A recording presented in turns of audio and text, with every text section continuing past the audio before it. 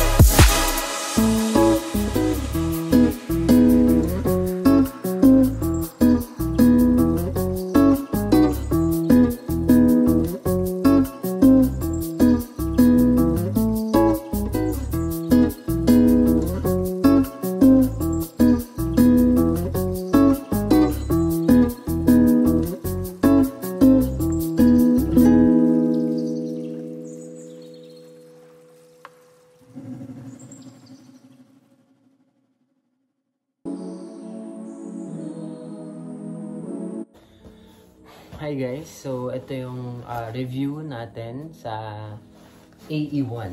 So dito siya. Isang beses ko pa lang siya nagamit pang laro. The rest na pang mall ko siya and everything yun.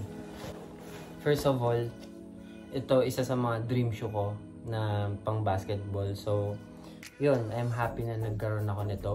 Kasi wala, para sa akin ang angas niya, and then ang idol ko ngayon sa NBA, si Anthony Edwards. I mean sa mga new generation. Pero all-time favorite ko siyempre si Kobe. So yun, back to the shoe.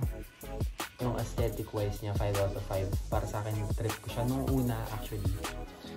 Parang yung honeycomb pattern niya, parang medyo nakakaano na. Pero nag-grow siya sa akin. So yun. Yung gamit niya dito sa ilalim is Jet Boost. Yeah, sobrang comfortable na right off the bat pag walking, and then roaming around sa mall, and ikot-ikot sa mall. Then yung toe box niya, reflectorized. So yeah, makikita niyo mamaya kung saan ako naglaro. Pinalaro ko siya sa magandang court. And then yung traction niya, 5 out of 5. Sobrang kapit ang traction niya, promise. Squeaky. And hindi siya masyadong pick up ng dust, or siguro malinis din kasi yun. So yun, tongue tab niya may logo ni AE, ni Anthony Edwards, and then yung endsole niya yun. And then ito, carbon fiber. And then gray, ito is charcoal colorway or ascent colorway mid. So pinagpilihan ko pa yung low tsaka mid nito. So, yung low kasi na available yung mural, maganda rin siya. Pero mas napili ko yung mid. Ewan ko kasi parang sa akin, mas maganda siya pang forma yung coloring nito. So, yun.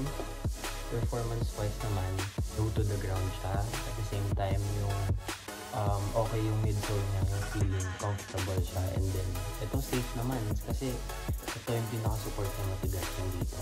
Tapos ito parang sock-like lang, sock-line.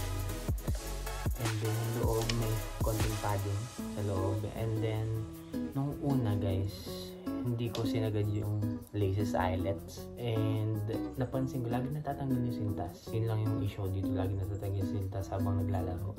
Pero overall, lahat maganda. So yun, ginawa ko, and sinuot ko siya. Then talagang double laces na. And then yun, mas naging okay yung performance.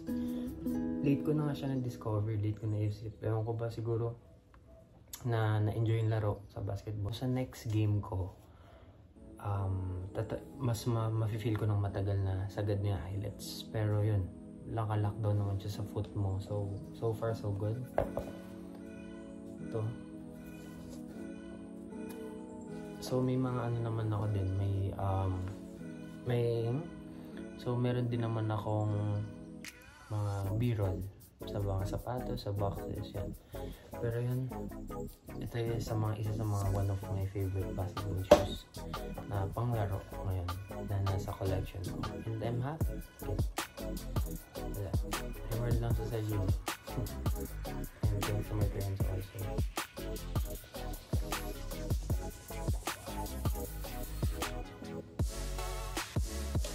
Please subscribe to my channel, like yung video, and comment down below. Malaking tulong siya. So, ito pala ulit, kakabalik ko lang ulit sa shoe game na kasi nahiligan kong mag-collect ng anime. So, yun lang. Enjoy. Sana ma-enjoy yung performance results ko about this shoe. Yeah. So, I think you should copy it. And I know may lalabas ngayong bagong colorway, yung red, yung school niya. Ganda nun. Yung sa school niya before, parang paying homage to his school. Yeah.